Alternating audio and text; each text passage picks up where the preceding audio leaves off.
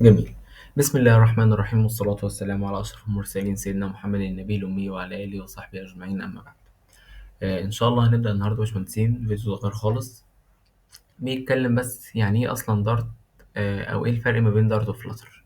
إحنا اتكلمنا المرة اللي فاتت هو إيه هي الموبايل أبليكيشن ديفلوبر وأنت ليه تبقى موبايل أبليكيشن ديفلوبر، واتكلمنا كده حاجة بسيطة خالص عن أنت إيه هي فلاتر. هنتكلم بقى دلوقتي نشوف إيه الفرق ما بين فلاتر ودارت، عشان أغلب الناس اللي بتبقى لسه بادئة إنها تتعلم فلاتر بيلاقي إن في شوية لخبطة في البداية كده، أو سؤال مثلا يجي له يقول له أنت اتعلمت دارت الأول، فيجي السؤال يقول له طب أنا ليه أصلا أتعلم دارت، أو هي إيه دارت اللي أنا أتعلمها؟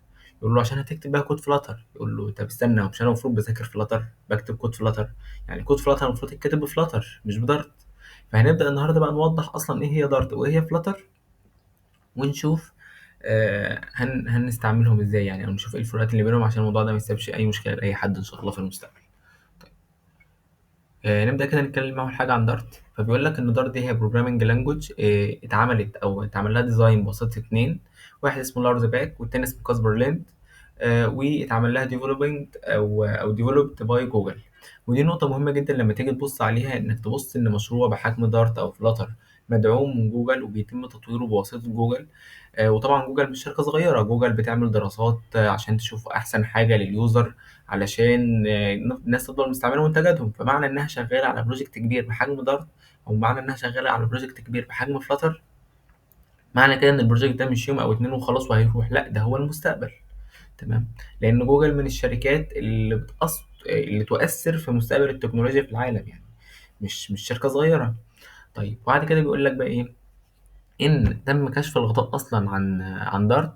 جو تو كونفرنس دوت كان مؤتمر معمول في الدنمارك يوم 10 أكتوبر 2012. تمام 2011 سوري 12 10 2011. طيب فاول ما قالوا كده احنا هنعمل دارت واعلنوا عنها، زي ما بنشوف هو اول الشركات الكبيره بتعلن عن المشروع وبعديها بفتره بتبدا انها تطرحه للناس. فهم اعلنوا عن المشروع لاول مره في 2011 12 10 2011. واول نسخه من دارت اتعملت اللي هي دارت 1.0 بدات انها تطرح او بدا الناس تقدر تستعملها بدايه من 14 نوفمبر 2013. جميل جميل. بيقول لك بقى طب ليه اصلا دارت دي؟ احنا دلوقتي فهمنا ان دارت هي بروجرامنج لانجوج، هي لغه برمجه. طيب بيقول لك بقى والله ان دارت مش بس لغه برمجه، لا هي دارت اوبجكت اورينتد وكلاس بيست كلاس بيست بروجرامنج لانجوج. يعني ايه الكلام دوت؟ اقرب للجافا. احنا لما كنا بنتكلم عن الجافا قلنا الجافا حلوه ليه؟ قلنا والله الجافا اللي فيها الميزه عن السي بلس بلس مثلا ان الجافا اوبجكت اورينتد بروجرامنج لانجوج. يعني ايه؟ يعني هي معتمده اصلا على فكره الكلاسز والاوبجكت اورينتد والانهيرتنس والانكابسوليشن وكل الفرق وكل الحاجات بتاعت الاوبجكت اورينتد. فبرضه دارت فيها نفس الميزه بتاعت جافا. بيقول لك ايه كمان؟ بيقول لك ان الدارت فيها ميزه مهمه اللي هي الكاربج كوليكيتد. ودي هنشوف دلوقتي ايه مهمتها او هي بتعمل ايه. طيب بيقول لك ان الدارت برضه هي اسي ستايل سينتاكس. يعني الستايل السينتاكس بتاع دارت مش هتلاقيه مختلف، هتلاقيه شبيه جدا باغلب اللغات اللي موجوده. قريب جدا للسي ستايل بتاع السي والسي بلس بلس والسي شارب، وقريب برضه للجافا. فهتلاقي انك لما بتيجي تكتب كود دارت الكلام مش غريب، او مثلا اللي هو انت مش بتستكشف السينتاكس ده لاول مره، لا انت عدى عليك حاجات مشابهه كتير. فبالتالي دوت لو انت عندك خبره في اي لغه من لغات البرمجه بيسهل عليك جدا انك تتعلمها. ويقول لك برضو الميزه كمان في دارت انها بيتعمل لها كومبايليشن للماشين كود او للجافا سكريبت او للويب اسمبلي. يعني ايه الكلام دوت؟ يعني انت دلوقتي مش شرط خالص انك تكومبايل الدارت ديت ل 0 1، لا انت ممكن تكومبايل الدارت دي على طول لكود جافا سكريبت فيرن على الويب بسرعه جدا. ما يبقاش محتاج خلاص بقى اللي هو لسه هيتحول في الويب بالدارت، ولا هو اصلا هو الابليكيشن بيتبني بالجافا سكريبت على طول. يعني هو بيحوله لجافا سكريبت ويبنيه. تمام. يعني لما لو بيجي يقراه بيقراه كانه جافا سكريبت كود مش كدارت كود. ودي طبعا ميزه مهمه جدا. طيب بيقول لك برضو ان الدارت سبورت الانترفيس والابستراكت كلاسز وكل الميزات الجميله ديت. ودي حاجه بتساعد الانترفيس اللي هي الواجهات والابستراكت كلاسز، دي كلها حاجات بتساعد الابلكيشن انه يظهر في احسن صوره يعني. وبيقول لك برضو ان الدارت فيها كل لايبريز دي في لايبريز كتير قوي في دارت. هنبدأ نتعامل معاها ونشوف بنعرف كل لايبرري ازاي من التوتوريال بتاعها او من الدوكيومنتيشن بتاع دارت نفسه، وهنبدأ ان شاء الله نتعرض لده في الفيديوهات اللي جاية علشان تسهل لك البروجرامنج تاسكس بتاعك. يعني هي فيها حرفيا مكاتب لكل حاجة تقريبا. يعني اي حاجة انت عايز تعملها وفيها مثلا حاجة معقدة او فانكشن تقيلة او الجوريزم انت مش هتعرف تكتبه، هتلاقي لا هتلاقي ان في مكتبة مخصصة بتوفر لك الحاجة دي، الحاجة الصعبة بالنسبة لك. تمام. وبيقول لك برضو ان الدارت لانجوج ديت تايب سيف لانجوج. يعني ايه الكلام دوت؟ يعني هو بيروح يتشيك على الفاريبل، اي فاريبل انت بتديهوله، بيتشيك على القيمه عشان يتاكد ان القيمه من نفس نوع الفاريبل، عشان ده بعد كده ما يسببلكش ران تايم ايرور. وده طبعا بيقلل من الايرورز جدا في الكود بتاعك، بيقلل جدا من فكره ان حد يقدر يروح يوقع لك الكود بتاعك. في برضه حاجه ميزه كبيره في دارت، وهي ان النون ليبل. يعني ايه؟ يعني انت ما ينفعش تدي نل لفاريبل. فده برضه ميزه دي كبيره جدا، ان محدش اي حد يروح يوقع لك الكود، محدش يروح يوقع لك البرنامج. ما فيش اي بقى اتاك مثلا يحصل على السايت او البرنامج او ايا كان انت عامل كود دارت فين، يروح والله يقول لك ايه، انا اكتشفت ثغره في البرنامج بتاعك، انا ممكن اديله نل يوقع لك السيرفر. لان زي ما هنشوف دلوقتي ان دارت ممكن تعمل بيها سيرفر. تمام. فلا ده ما بيحصلش. طيب وايه كمان بيقول لك بقى؟ الدارت ران تايم ريسبونسبل فور مانجنج ميموري. يعني ايه الكلام دوت؟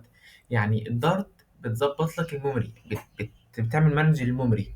واحنا زي ما قلنا دلوقتي الكاربج كالكوليتر اللي قلنا هنتكلم عنه، هو بيشوف اي ميموري عندك انت مش مستخدمها، اي فاريبل انت ملوش لازمه مش مستعمله، ما بيخزنوش في الميموري اصلا. فده بيشيل من عليك اللود من على الميموري، بيحسن جدا من ادائك وانت بتستعمل الميموري.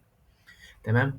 ويقول لك برضو ان الدارت سبورت بص اهيد اوف تايم والجاست ان تايم كومبيليشن. يعني ايه الكلام دوت؟ الاهيد اوف تايم دوت ان انت قبل ما الويب يرفع الكود بيكون عامل له كومبايليشن. يعني ايه الكلام دوت؟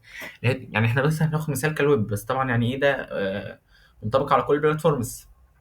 بيقول لك والله الاهيد اوف كود دوت اللي هو انت بتكومبايل الكود قبل ما ترنه. يعني ايه برضو؟ يعني السيرفر وانت بتحط عليه كود، مش بتحط عليه كود ككود، لا، هو السيرفر بياخد الكود كأن ده برنامج شغال، ولما الويب بيجي يفتحه بيفتحه على طول. مش لسه هيكمبايل الكود او هيعمل ران للكود ويعرض النتيجه، لا هو بيعرض لان هي حاجه متخزنه، النتيجه موجوده عنده اصلا. طيب جاست ان تايم العكس، احنا قلنا الهيد اوف تايم بيرن او بيخزن بيعمل كومبايليشن قبل ما اليوزر يفكر يرن اصلا. طب الجاست ان تايم لا، الجاست ان تايم العكس، هو بيرن يعني لما انت تيجي تقول له والله رن الكود ده او شغل الكود ده، فهو بيعمل كومبايليشن في ساعتها. تمام. دي كده اول حاجه اتكلمنا عليها اللي هي دارت. وعرفنا ان دارت كده هي البروجرامنج لانجوج، يعني دارت هي لغه برمجه. تمام. نيجي نتكلم بقى عن فلاتر. قال لك لا والله فلاتر هي مش لغه برمجه، فلاتر هي حاجه اسمها فريم ورك ده يعني ايه؟ هنشوف دلوقتي. قال لك فلاتر از ان اوبن سورس يو اي سوفت وير ديفلوبمنت كيت كريتد باي جوجل. يعني ايه الكلام دوت؟ يعني فلاتر دوت هو اس دي كي معمول باي جوجل، وبرضه خلي بالنا ان هنا معمول باي جوجل. يعني اي حاجه جوجل حاطه فيها الدعم معنى كده انها يعني الناس دي ما بتحطش فلوس في اي حاجه وخلاص، لا ده بيبقى في 100 دراسه معموله و100 نظريه معموله، ويشوف الحاجه دي هتنجح ولا لا، والحاجه دي هتستمر كام سنه. فمعنى انها مدعومه بواسطه جوجل او جوجل اللي عاملاها اصلا، فده بيفرق جدا. جميل جميل. وخاصه كمان انك تعرف ان جوجل مسؤوله عن بلاتفورم مثلا او اس زي اندرويد او اس بتاع الموبايلات، مسؤوله مثلا عن كروم او اس بتاع لما لو حد عنده لابتوب مثلا ضعيف او كده بيقولوا له حمل عليه كروم او اس بتاع جوجل، عشان ده او اس ما بيستهلكش يعني يعني خفيف على الجهاز. فوشيا دوت او اس جديد جوجل عامله اوبن سورس او اس. تمام. جميل. عام في 2021، يعني هو غالبا هو ده اللي جوجل هتحط فيه ال- الجهد بتاعها الفترة اللي جاية. فعشان كده بيقول لك مميزات فلاتر ان هو بتكتب الكود واحد، نفس الفكره اللي قلناها في دارت، ان انت بتكتب الكود ويحوله لايه، يحوله للغات برمجه كتير تدعم بلاتفورمز كتير. يعني هي مثلا بيقول لك ان هو ممكن تعمل الكود بتاعك، يحول الكود بتاعك فلاتر بتحول الكود بتاعك اللي هو معمول بدارت، بتحوله لكود يشتغل على الويب براوزر، بتحوله لكود يشتغل على فوشيا. وزي ما وضحنا ان فوشيا دوت هو اوبريتنج سيستم جديد معمول باي جوجل، ما بقالوش سنتين ثلاثه مثلا، بس طبعا ايه، حاجه جوجل حاطه فيها فلوس، فمعنى كده ان هي المستقبل. اندرويد، اي او اس، لينكس، ماك او اس، ويندوز، يعني تقريبا دول 99% من الاوبريتنج سيستم او 99% من الناس، 99% من الناس بيستعملوا الاوبريتنج سيستم دول. يعني ما فيش اي حد بيستعمل حاجه غيرهم.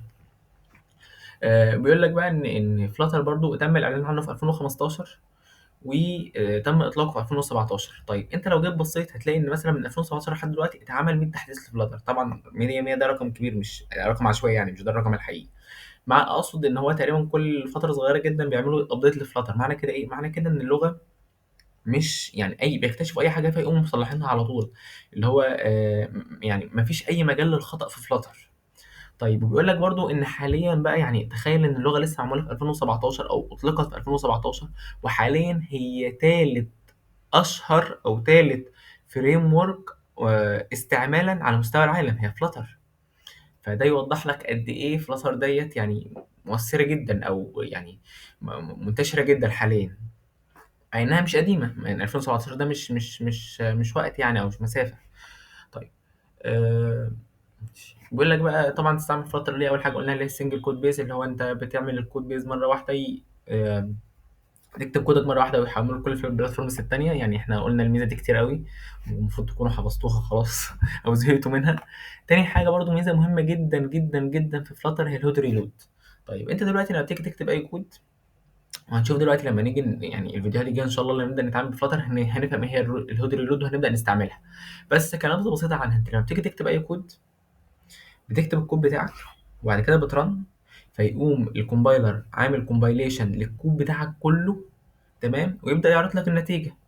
فتره قالت لك طب قدر انت شغال على بروجكت كبير مثلا، كل شويه تعمل رن. طب ما الرن ده بياخد وقت، طب ما انت كده تفضل قاعد حرفيا مستني مثلا 5 دقايق مثلا او دقيقه واحده، قول دقيقه ما تلاش 5 دقايق، 30 ثانيه مستني الكود بتاعك يعمل رن. طب ما 30 ثانيه ده بالنسبه للديفلوبر كتير، الدقيقه بالنسبه للديفلوبر كتير، ال5 دقايق بالنسبه للديفلوبر كتير. طب انا ليه ما اعملش ميزه اسمها الهود ريلود؟ الهود ريلود دي بتعمل ايه؟ انت بترن البروجكت مره واحده، كل لما تيجي تغير حاجة هو ما بيعملش رن للبروجكت كامل تاني، لا هو بيعمل بس رن للحتة اللي انت غيرتها. فتبدأ الشاشة ظاهرة عندك، تمام. لما تيجي تعمل هود ريلود كأنك عملت بالظبط ري رن، بس هو ما بيعملش ري رن بقى للكود كامل، لا هو بيعمل ري رن للحتة بس اللي انت غيرتها. فدي ميزة مهمة جدا جدا جدا، بتسرع عليك جدا جدا جدا عملية الديفلوبمنت. اللي هو انت دلوقتي لما بتيجي تتشيك الرن او تكتب الكود بتاعك وعايز تشوف الكود ده شغال ولا لا، او الكود ده نتيجته ايه، انت مش مضطر تستنى الرن لما ياخد الوقت الكبير بتاعه بتاع الكومبايليشن، وانه يحوله مثلا لو شغال على الاندرويد فيرجن مثلا يحوله الفايل دوت اي بي كي وبعد كده يبدا يرن. لا هو بيعمل هود ريلود في ثانيه يعني، في ساعتها ما بياخدش وقت خالص. طيب وتاني حاجه الاكستنسيف ويدجت لايبراري، يعني زي ما اتكلمنا في دارت قلنا دارت فيها مكاتب كتيره جدا بتوفر لك فانكشنز والجوريزمز كتيره جدا. فلاتر برضو كذلك، فلاتر فيها مكاتب كتيره جدا بتوفر لك ويدجتس كتير. والويدجت دي هي عباره عن اي حاجه على الشاشه، يعني الزرار بنقول عليه ويدجت، التكست فيلت بنقول عليه ويدجت، الصفحه السكرين دي ويدجت، فهو اي حاجه في الشاشه اسمها ويدجت. ففلاتر فيها ويدجتس كتير جدا، وكل شويه بيضيفوا ويدجتس جديده. جميل. طيب والبرفورمانس بتاع فلاتر طبعا قلنا فلاتر البرفورمانس بتاعها عالي جدا. طب عالي جدا ليه؟ لان احنا زي ما قلنا هي بتستعمل دارت، والدارت بتقدر انها تحول نفسها لاي نيتف كود. يعني زي ما كنا اتكلمنا مثلا على الويب قلنا هي بتحول نفسها لجافا سكريبت، عشان لما تيجي ترن على الويب هو بيرن جافا سكريبت اللي هي اللغه النيتف بتاعت الويب. كذلك مثلا الاندرويد هو بيحول على طول لكوتلين، او الاي او اس بيحول على طول لجافا. وانت مثلا لو بتعمل على اندرويد ستوديو وانت بتكريت البروجكت هتلاقيه بيقول لك انت حابب تحول الكود بتاعك لانهي لغه، تمام. بس احنا بنتعامل على فيس كود فمش هنتطرق للحته دي يعني، ومش هنتعامل معاها. طيب كروس بلاتفورم طبعا زي ما قلنا ان هو فلاتر بيسبورت كل الديفلوبر. يعني مش معنى كده ان انت لازم تعمل كود فلاتر انه يشتغل على كله، لا انت عادي جدا ممكن تعمل كود فلاتر يشتغل على بلاتفورم واحده. يعني ممكن تعمل كود فلاتر للاي او اس بس، ممكن تعمل كود فلاتر للاندرويد بس، وهكذا.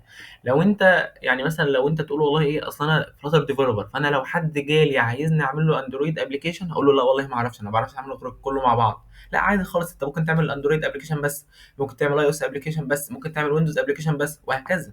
يعني فده برضو بيتيح اريحيه للديفلوبر بتاع فلاتر انه يلاقي شغل بسهوله. ليه؟ لان حرفيا يقدر يعمل ابلكيشن لاي حته. تمام تمام.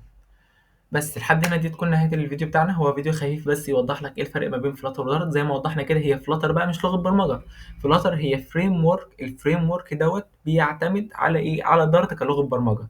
يعني هي فلاتر أداة مساعدة او حاجة بتسهل عليك كتابة الابلكيشن عشان يعني، وهي اللي بتحول بقى الايه، بتحول كود دارت بتاعك لكل الحاجات التانية ديت، او تعمل مثلا اي بي كي، او تعمل دوت اي اكس اي، او تعمل فايل اي او اس وهكذا. جميل. يعني هي فلاتر مش لغه برمجه، فلاتر هي فريم ورك بتعتمد في الاساس انك تكتب الكود بتاعها بدارت ايه، بدارت لانجوج. وبس كده، لحد دلوقتي نكون خلصنا الفيديو بتاعنا يا باشمهندسين، والسلام عليكم ورحمه الله وبركاته، نتقابل في الفيديو الجاي ان شاء الله.